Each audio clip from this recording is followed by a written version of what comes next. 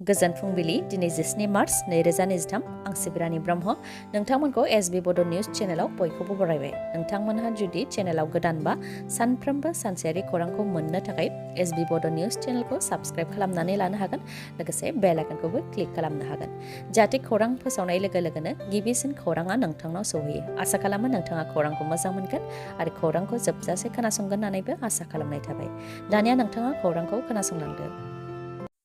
Indian आर्मिनि helicopter crash जानायजों सानै Indian आर्मिनि पाइलटनि जिउ खहा जादों। इन्डियान आर्मिनि चीता हेलिकप्टारा अरुणाचल प्रदेशनि बमदिला टाउननि सोनाबहा मान्डालायाव हेलिकप्टारा क्रेश जादों। रिपर्टनि बायदिबा हेलिकप्टारा हरखाबै एयार ट्रेफिक कन्ट्रलजों फोनांजाबाव गैयै जादों। बेनि उनावनो क्रेश जादों, जायजों लेफ्टिनेन्ट कर्नेल VB रेड्डी आरो मेजर जन एनि जिउ खहा जादों। जाथायथिलियाव इन्डियान आर्मी SSB आरो ITBP आ नुजाथि हैनानै गोथै देहाखौ बोखांनायनि हाबाखौ मावहैदों। मा जाहोननि थाखाय हेलिकप्टारा क्रेश जादों बेनि सायाव नायबिजिरनो थाखाय इन्डियान आर्मिया बिथोन होबाय आरो बेनि रिपर्टखौ उनाव मिथिहोगोन होननानै फोरमायथिदों। फिन मेट्रिक आनजादनि सोंनाय बिलाइया लिक। बे खोथाखौ आसामनि गिबि मन्थ्रि डक्टर हेमन्त बिश्व शर्मा बिथाङा टुइटारनि गेजेरजों मिथिहोदों। मेट्रिक आनजादनि सोंनाय बिलाइया मोनफानि उनाव मोनफा लिक जादों। सोंनाय बिलाइ लिक जानायनि बेलायाव देग्लायनि मेट्रिक आनजादा जारिमिन लिरगोन बायदिखौ नुनो मोननाय जादों। लुहित खाबालु HS स्कुलनि सेन्टार इनचार्ज जाय CIDजों हमजानानै दं, बिथांनाव सोंनाय फिननाय लानायाव एसामिस पेपारखौ लिक जानायखौ सिमान लादों होननानै डक्टर हेमन्त बिश्व शर्मानो मिथिहोदों। बेनिखायनो मेट्रिक आनजादनि एसामिस आनजादखौ गोदानै गुबुन अक्ट'आव खुंफिननो थाखाय बिथोन होबाय डक्टर हेमन्त बिश्व शर्माया। मख'नो गोनांदि एसामिस आनजादा गाबोन अदेबानि 18 मार्चआव जानो गोनांमोन आरो गुबुन अक्ट'आव खुंफिननो थाखाय बिथोन होबाय आसामनि गिबि मन्थ्रि डक्टर हेमन्त बिश्व शर्माया। आं बानायनाय BTC सेक्रेटारियेट न'आवनो जिरायनानै आंखौ बिसिनि सोरखारा गाज्रि रायो। क'क्राझारनि बड'लेण्ड गेस्ट हाउसआवनो थानानै जानानै उन्दुनानै आंखौ गाज्रि रायो। Calcutta guest house, Delhi guest हाउसआव थानानै आंखौ रायो आरो जेबो खामानि मावाखै होननानै बुंथियो आरो आं होनाय बड'लेण्ड ट्रेन्सपर्ट उइंगाराव गाखोनानै हाग्रामा महिलारि मुर्दाबाद होननानै बुंथियो होननानै फोरमायथिदों हाग्रामा महिलारि बिथाङा। रायखांनो गोनांदि BPF दोलोआ दासान्दि सानफ्रोमबो हानजा सुरनाय हाबाफारि लानायजों लोगोसे जुथुमा खुंगासिनो दङ। गासै 40 बियाबावबो हानजा सुरनाय हाबाफारिखौ लादों BPF दोलोआ। मैयानि सानाव बाक्सानि बागानपारा बियाबाव हाग्रामा महिलारिनि दैदेननायाव BPF दोलोआ हानजा सुरनाय हाबाफारिखौ लादोंमोन। बे हाबाफारिनिफ्रायनो हाग्रामा महिलारि बिथाङा दानि सोलिफु सोरखारनि सायाव माखासे खोथा बुंथिदों। बिथाङा बुंथिदों दि बे 3 बोसोराव सिरिमोन आरो नोजोर लाखिगासिनो दंमोन, नाथाय BTCआ जोबस्रांगासिनो दं, जायनि थाखाय BTCखौ रैखा खालामनो थाखाय फोथाराव ओंखारनो गोनां जादों होननानै फोरमायथिदों आरो बे 3 बोसोराव माबा खामानि मावगोन साननानै रायजो राजाफ्राबो नेनानै दंमोन, नाथाय BTC सोरखारा जेबो मोजां खामानि मावाखै होननानै फोरमायथिदों हाग्रामा महिलारिया। लोगोसे बुंथिबावदों दि बे सोरखारा रायजो राजानो जेबो होनो हायाखै, साख्रि होनायनि गोहोखौ लांफिनबाय, जायनि थाखाय सासेनोबो साख्रिखौ होनो हायाखै। नाथाय BPFआ सोरखाराव फैयोबा बाक्सा जिल्लायाव 40 बिफाननि सिङाव जेसेबां 3rd आरो 4th ग्रेडनि लांदां मासि जानानै दङ बेखौ बाक्सा जिल्लानियानो मोनगोन आरो उदालगुरिनिखौ उदालगुरिनियानो मोनगोन। बेबायदिनो गाव जिल्लानिया गाव जिल्लानि सिङावनो साख्रिखौ मोननो हागोन होननानै फोरमायथिदों हाग्रामा महिलारिया। लोगोसे बुंथिबावदों दि जाय दोलोआ बर' हारिखौनो थगायदों आरो फोजोबस्रांदों बे दोलोआ राभा, मुस्लिम, बेंगलि, सरनिया बेफोर दोलोखौ बबेयाव नायगोन होननानैबो बुंथिबावो हाग्रामा महिलारि बिथाङा। बेनि अनगायैबो बुंथिबावोदि BTCखौ BTC अफिसनिफ्राय सालायाखै, BTCखौ एबसु अफिसनिफ्रायसो सालायगासिनो दङ। एबसु अफिसनिफ्राय गासैबो बिथांखिफोरखौ सायख'नाय, रां राननाय आरो गासैबो राननाय हाबायानो जायो जुदि एबसुनि आफादगिरियानो सोरखार सालायदोंब्ला। BTC अफिसखौ एबसु अफिसनिफ्रायनो गासैबो सालायगोन होननानै सिगाङावनो बुंखादोंमोन आरो दा बेनो जागासिनो दं होननानै फोरमायथिदों हाग्रामा महिलारिया।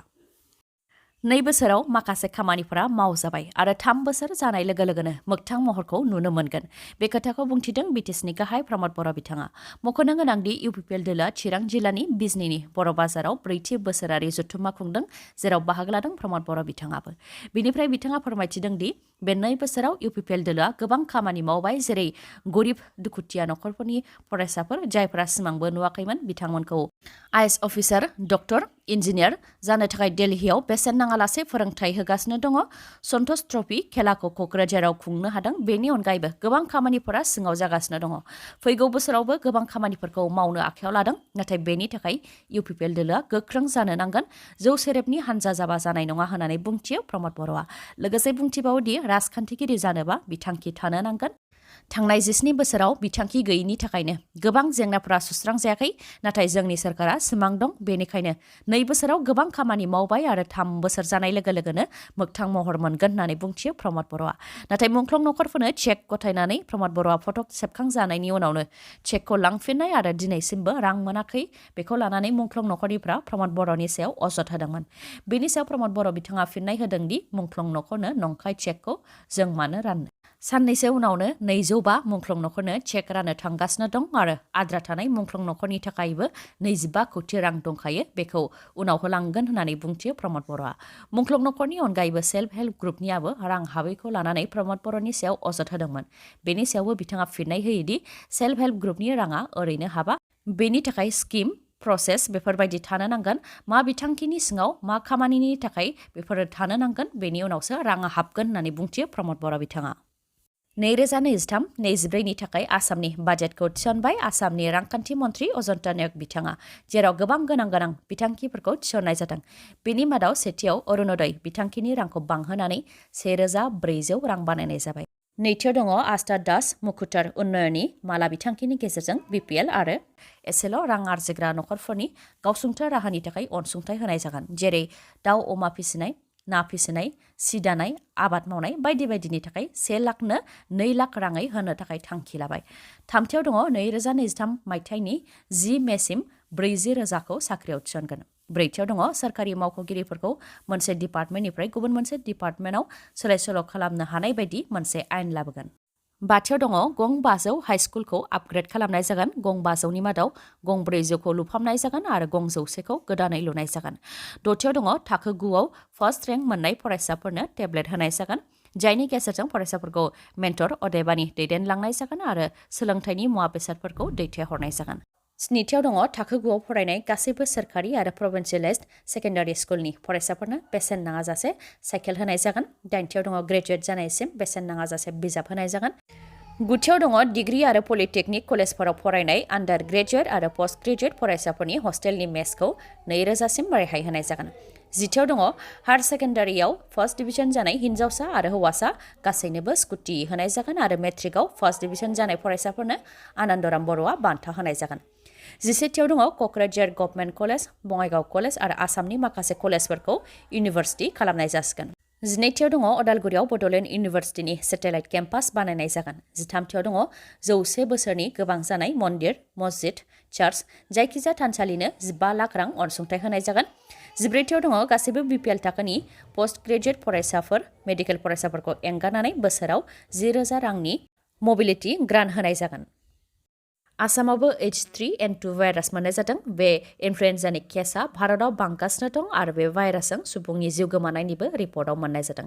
आरो बे भाइरासआ आसामावबो सफैबाय आसामावबो H3N2 भाइरासखौ सुबुंनि देहायाव मोननाय जादों जायखौ लानानै आसामनि सावस्रि बिफाना प्रेस रिलिज फोसावदों प्रेस रिलिजनि बायदिब्ला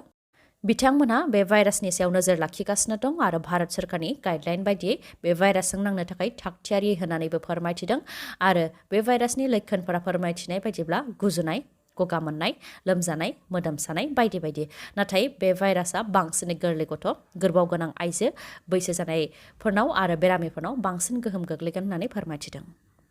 क'क्राझार मिउनिसिपेल बर्डनिफ्राय नटिफिकेसन ओंखारदों क'क्राझाराव थांनायाव जेसेबां प्रपार्टि टेक्स कालेक्ट खालामनाय जादोंमोन बेनिफ्राय 25% गोबां टेक्स बारायनाय जानाय नंला होननानै नटिफिकेसननि गेजेरजों मिथिहोदों थांनाय बावैसो सिगां गोदान प्रपार्टि टेक्स फिक्सेसन आरो इमप्लिमेन्टेसन खालामनायनि सायाव नटिफिकेसन ओंखारदोंमोन बेनि उनावनो बेरेखा दोलोआ हेंथा होदोंमोन दा क'क्राझार मिउनिसिपेल बर्डनिफ्राय गोदान नटिफिकेसन फोसावफिनबाय गोदान नटिफिकेसननि गेजेरजों बेखौनो मिथिहोदों दि थांनायाव जेसेबां प्रपार्टि टेक्स कालेक्शन खालामनाय जादोंमोन बेनिफ्राय 25% गोबां टेक्स बारायनाय जानाय नंला मोनसे फोसावनाय मानास अट' श'रुम आरो MMH हन्डा श'रुमा नोंथांमोननि थाखाय गोलोम बोथोरनि अफार लानानै फैदों अफारफोरा जाहैबाय गंसे टेबल फेन आरो बेसेन नाङालासे गंनै हेलमेट मोननो हागोन लोगोसे खम रां होग्रोनानैनो मटर साइकेल नङाबा स्कुटिखौ मोननो हागोन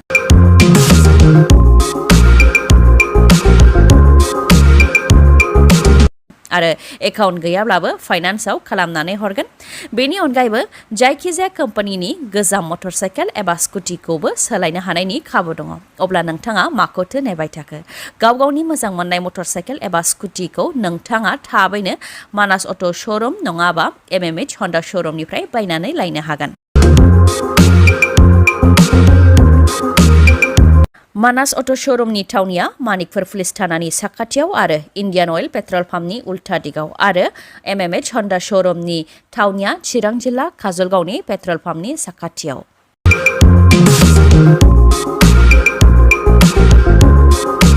बेफोर अफारफोरा 31 मार्चसिमल' थागोन मानास अट' श'रुमनिफ्राय नोंथाङा माबाफोर मिथिबावनो लुबैयोबा 9101272776 नङाबा 7002601255 बे नाम्बाराव कल हरनो हागोन आरो MMH हन्डा श'रुमनिफ्राय माबाफोर मिथिनो लुबैयोबा नोंथाङा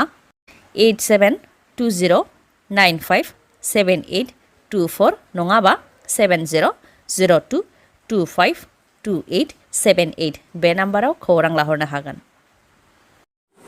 भिडिअखौ जोबजासे नायनायनि थाखाय गोजोन्थों नोंथाङा आंनि चेनेलाव गोदानबा अन्नानै आंनि SB बड' निउज चेनेलखौ साबस्क्राइब खालामनानै ला बे चेनेलनि गेजेरजों नोंथाङा सानफ्रोमबो फुंनि समाव सानसेयारि खौरांखौ नुनो मोनगोन लोगोसे दिनैनि खौरांखौ मोजां मोनदोंबा लाइक कमेन्ट आरो शेयार खालामनो दाबाव गोजोन्थों